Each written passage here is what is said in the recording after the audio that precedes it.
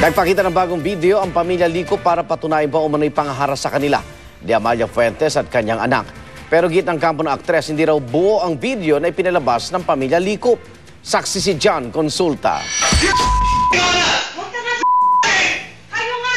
Sa videong ito nakuha ng pamilya Lico nitong July 3, maririnig daw ang pag-ulan ng masasamang salita ng aktres na si Amalia Fuentes at anak na si Gerard sa mga Lico habang nasa loob ng paupahang bahay.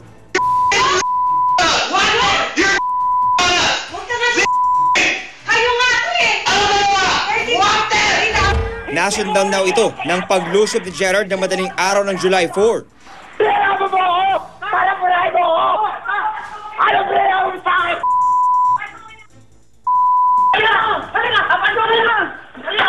Nangalampag daw ito matapos di papasukin. Nagbasag pa ng mga paso.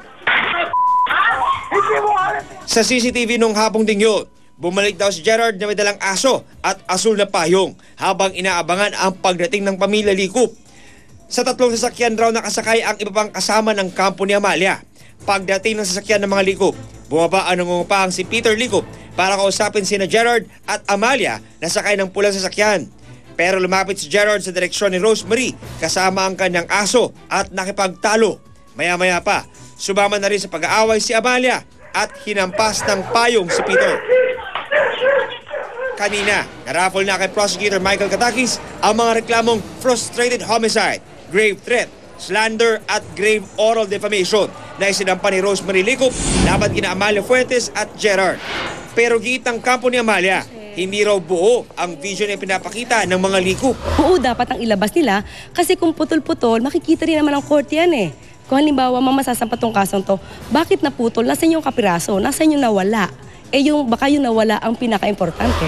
If you're telling the truth and you have the truth at your side, you'd be very confident that eventually you will be vindicated of what happened. Ako si John Consulta, ang inyong saksi.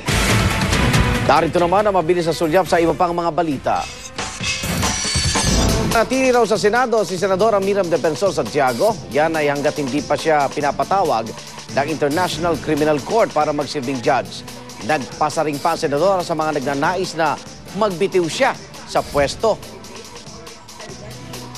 So I tell all my enemies who just want to get rid of me after I was voted by millions of Filipinos to serve a 6-year term, I tell my enemies, stop molesting me. Magbababa naman ang presyo ang LPG Marketers Association simula mamayang alas 12:01 na madaling araw. Piso kada kilo o 11 piso kada regular na tangke ng LPG ang rollback ng LPGMA. Ang pagbaba ng contract price ng LPG sa world market ang dahilan po ng rollback. Sa sports aksi, naghahanda ng 2 Pilipinong boksingero para sa kanilang laban sa Japan sa Lunes.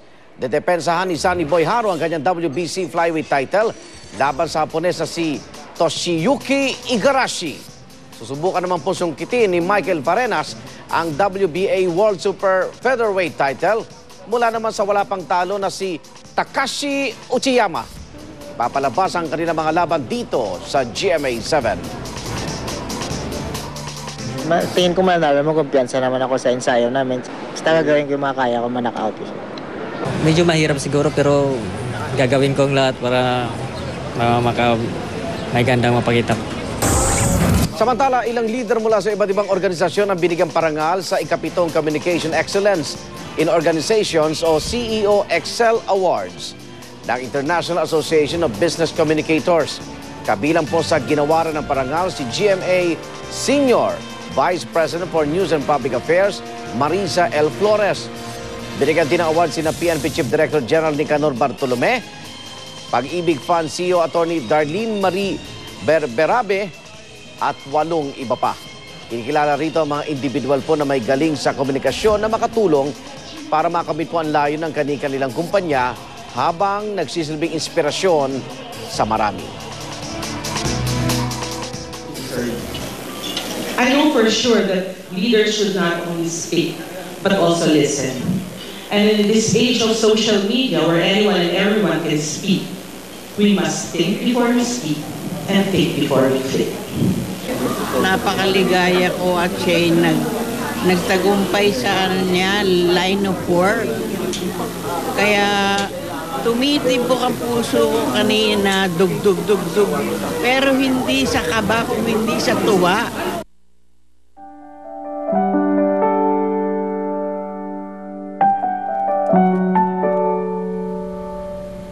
Sinariwa po ng ilang dating empleyado ng movie outfit na itinatag ni Mang Dolphy ang pagiging matulungin at pagkakaroon ng ginuntaang puso ng hari ng komedya.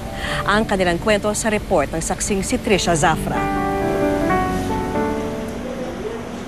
Kahit sa mga lumang litrato na lang nila mababalikan ang masasayang alaala ng dating boss na si Dolphy, hinding-hindi raw malilimot ni na Vivian, Linda, Beth at Araceli ang kabutihan ng Comedy King. Malaking bahagi raw ng buhay nila, hinubog ng kumpanya ni Dolphy na RVQ Productions. Si Linda halimbawa, na anak ng katiwala sa pera ng RVQ, binigyan din ng trabaho ni Dolphy. Nagsalita daw si Man Dolphy noon na sa tinagal-tagal ng RVQ, iisang checker lang ang pinasok ko, yung anak ni Manong, si Linda. Ako nga yun. Si Beth naman na asawa ng dating double ni Dolphy, utang na loob daw pati diploma sa hari ng komedya. Ngayon nung maging mag-asawa kami, hindi pa ako tapos ng pag-aaral. So ang sabi ng husband ko, kasi hindi pa naman kami nagkakaanak, mag-aral daw ako. Nung nag-aaral ako, pag nabubusan kami ng pera, doon kami kay Man Dolphy nangungutang. Habang si Vivian at ang asawa niyang personal driver ni Dolphy noon hanggang sa panganganak ay natulungan. Hanggang sa nagkaanak kami ng 3, cesarean lahat, si Man Dolphy lahat ang nagbabayad ng cesarean ko sa ospital. Siya lahat. Sabi niya, Vivian, pangatlo na yan, tama na ha. Itinuro rin daw ni Dolphy sa mga empleyado ang pagmamahal sa publiko, ayon kay Araceli na checker ng RVQ na na-assign sa Mindanao. Bago kami pumunta doon, bago ma-assign, sinasabihan na kami sa opisina na, kayo ha, makisama lang. Kung sino yung, halimbawa may magsasabi na walang pera, papasok, gusto manood, okay lang, sige papasukin nyo. Kaysa yung kayo ang pag-initan. Bukod sa pagtulong sa mga empleyado, aktibo rin sa charity work ang hari ng komedya. Katunayan, nito lang Mayo, 8 biktima ng bagyong Sendong ang piniling maging scholar ng Dolphy Foundation. Pinag-aral ng cosmetology para maipasok ng trabaho. Dako akong pasalamat nga gitagaan mi og dakong benepisyaryo sa pagtuon aning scholarship nga gihatag sa amo bisan sa kalisod sa among kahimtang na nakita mi nila nga ilaming na dako kayo ilang pagtabang sa amo. Lahat ng ito patunay raw na ang hari ng komedya hindi lang sa pagpapatawa maaalala, kundi dahil din sa kanyang ginintuang puso na naging biyaya para sa marami.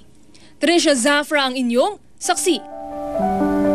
Naging bahagi na po ng buhay nating mga Pinoy si Comedy King Dolphy at syempre sa kanyang paglisan, nais pa rin siyang maalala ng kanyang mga fans. Kaya naman ginawan si Dolphy ng sari-saring memorabilia. Smile at the person next to you. Mga katagang hiling ng pamilya Quezon bilang paggunita sa namayapan nilang ama at kinikilalang hari ng komedya.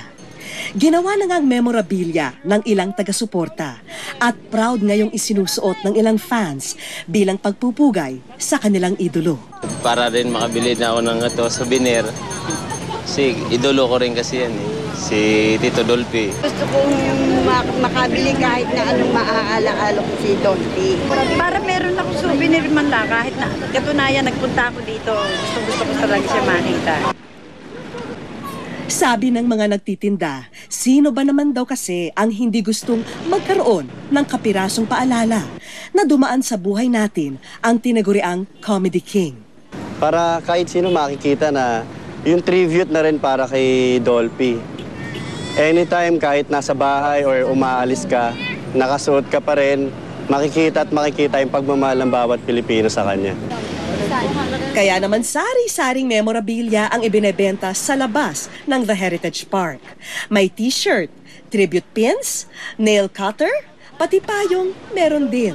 T-shirt, payong, paypay, yun. Ang paypay kasi mas mura kaya mas madali. Pero kung ang fans may uuwing alaala ng idolo, meron din siyempre silang pabaon kay Mang Dolphy sa kanyang paglisan. I love Paalala naman mga iga ng public viewing sa burol ni Dolphy sa The Heritage Park sa Taguig ay mula alas 8 ng umaga hanggang alas 3 po ng hapon ngayong Biyernes at sa araw ng Sabado. Pagkatapos sa alas 3 ng hapon ng Sabado, isasara na ang burol hanggang Linggo kung kailan nakatakda ang libing ng Hari ng Komedya. Kung nasa ng balita, ikaw tangliga ng katotohanan, magkasama sa magbalitang walang kinikilingan. Walang pinoprotektahan, walang kasinungalingan, serbisyong totoo po lamang. At live mula rito po sa The Heritage Park sa Taguig, ako po si Vicky Morales. Ako naman, Arnold Glavio, susunod na po ang rescue. Hanggang bukas, sama-sama tayong magiging saksi.